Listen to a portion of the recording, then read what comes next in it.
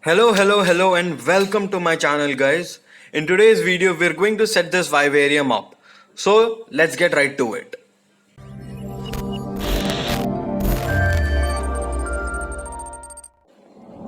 Those of you who have been following me for quite some time will know that this particular Lasiodora parihabana is my very first tarantula.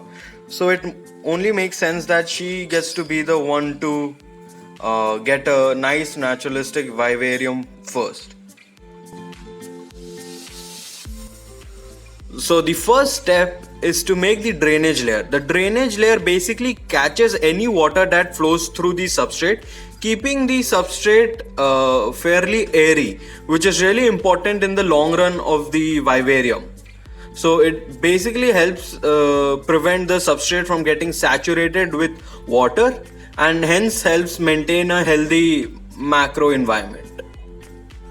To make the drainage layer, you can use anything like clay ball, gravel, or anything. I am using these, I think these are called rock chips or something. It's used in construction of roads and all, as it's fairly cheap. I got like about 10 kilos of this chip for free, so I decided to use it. The next step is to add the screen separator.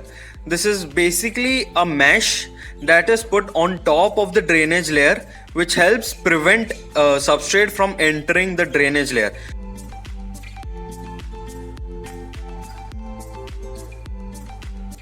So for substrate, I'm basically using my own mix. It basically consists of coco peat, topsoil, and quite a few other things. I'm basically tinkering with the substrate right now to figure out what works for me. So once the substrate layer is in, it's time to unbox the plants. I basically got these plants from nurserylife.com. I've been using this website for quite a while now and I have never faced any problems. The plants are pretty healthy as well. So for this enclosure, I will be using two plants.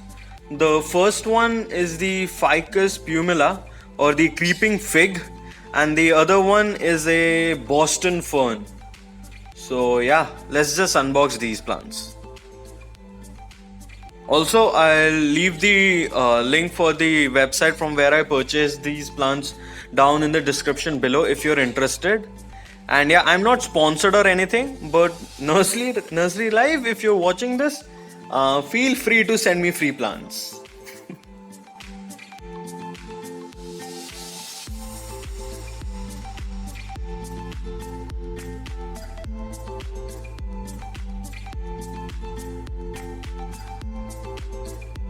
So this is what the enclosure looks like after adding the Boston fern. I have to say it looks really nice.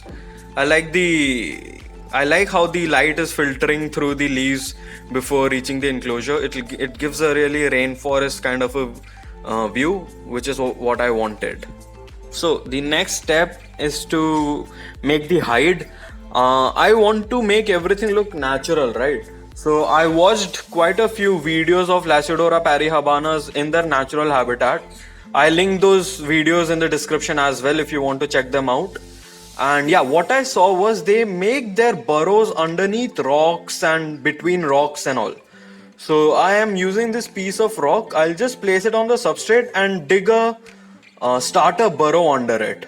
So the tarantula will make its own burrow afterwards. As you can see, I have added the Ficus pumila and the leaf litter already inside. For some reason, my camera decided not to record all that. So anyways, the next step is to add the cleanup crew.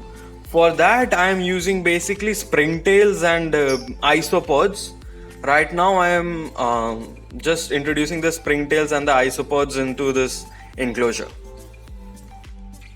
I've already made a video on the importance of the cleanup crew, and I'll link up the video right now if you're interested.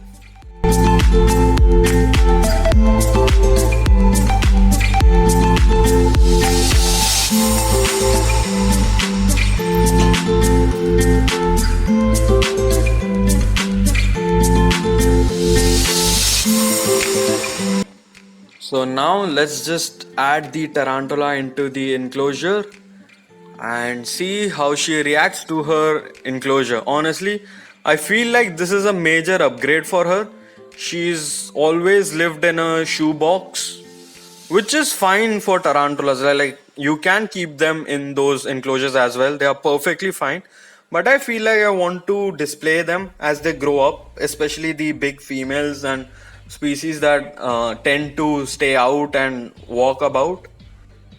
I'll leave you guys with a final look at the enclosure and the tarantula.